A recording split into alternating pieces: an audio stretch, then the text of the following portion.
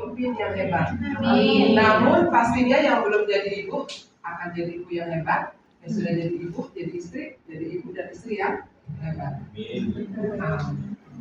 Baiklah, ada dari Gojeknya, ada yang atau Shopee, ada yang belum menikah.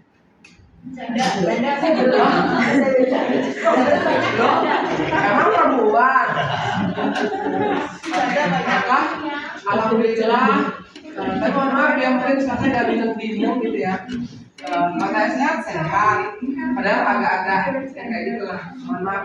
Semoga sehat-sehat semuanya dari masing-masing. Saya mau pakai masker. Ada yang mau masker nggak sih?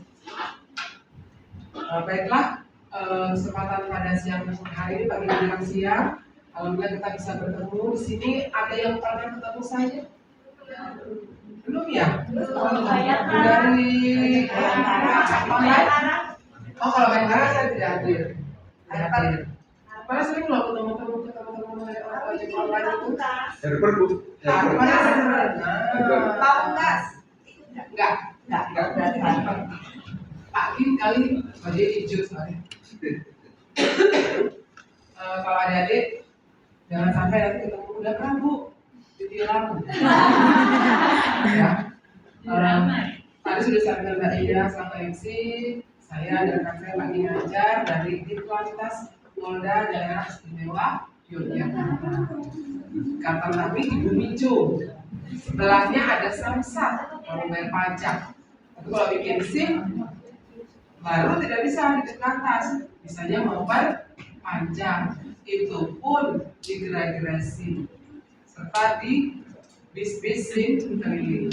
Karena untuk pembuatan SIM baru ada di Polres jajaran, karena untuk prakteknya di Ditlantas tidak ada. Ada yang belum punya SIM dengan saya ini coba jujur. Mana yang belum punya SIM? Kenapa? Kenapa belum punya SIM? Belum tahu Belum? Nggak mungkin lah. Yang bukan yang baju hijau, baju oranye masih berhasil semua ya. Yang kita ini sampai program ini. Kenapa belum punya SIM? Sekarang bikin SIM itu mudah, murah. Nah tadi saya mau beli. Kata siapa? Coba, saya bisa minta tolong Mas Iqbal carikan di Google untuk saya lupa tadi masuk paparan saya. Praktek SIM yang terbaru.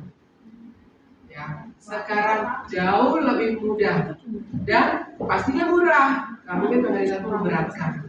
Ini langsung saya masuk SIM aja lah. Karena tadi Bu Leni bisnis saya ya tentang SIM Bu.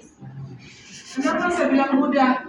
Alhamdulillah dari Polres Bantul, Polda DIY untuk Indonesia.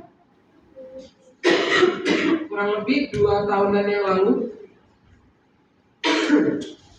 itu telah diusulkan ke Korlantas Polri untuk untuk praktek SIM yang terbaru.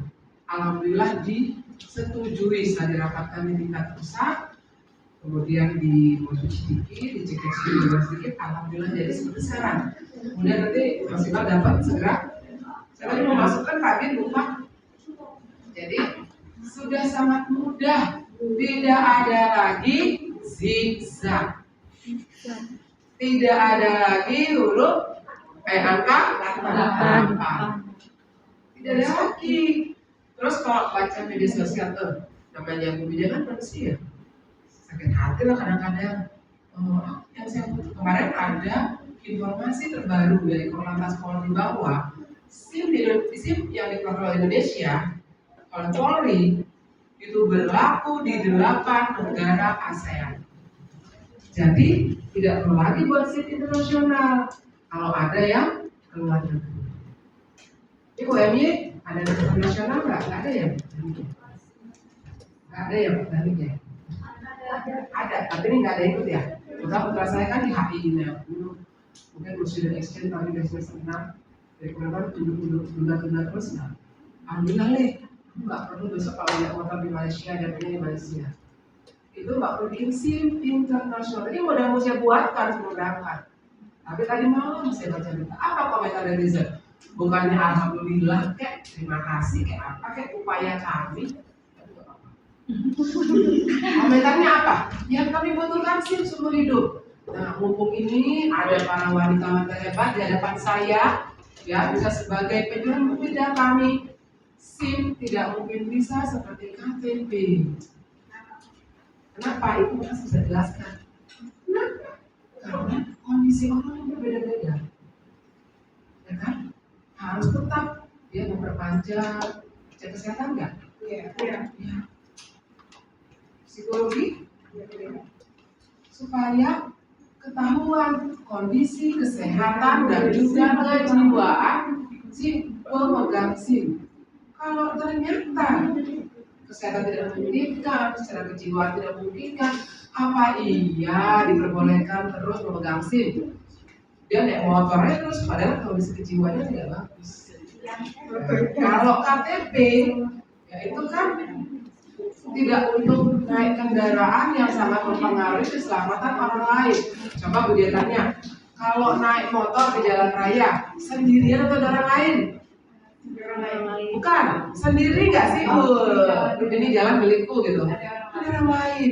Kalau kita tidak, maka kejahatan yang mungkin saja juga melibatkan orang lain, mengakibatkan juga luka-luka pada orang lain.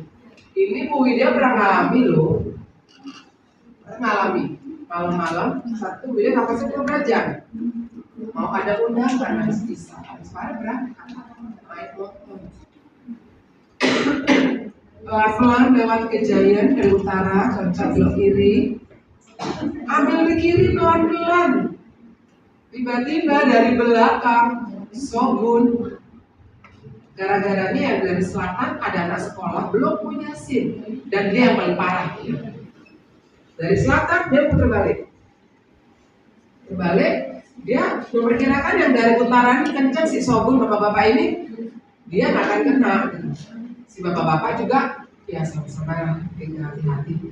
Si anak ini putar balik nekat, bapak-bapaknya masih kencang. Akhirnya si anak nekat kena si bapaknya terlempar kedorong, kenalah saya yang dengan amat santai di sisi kiri.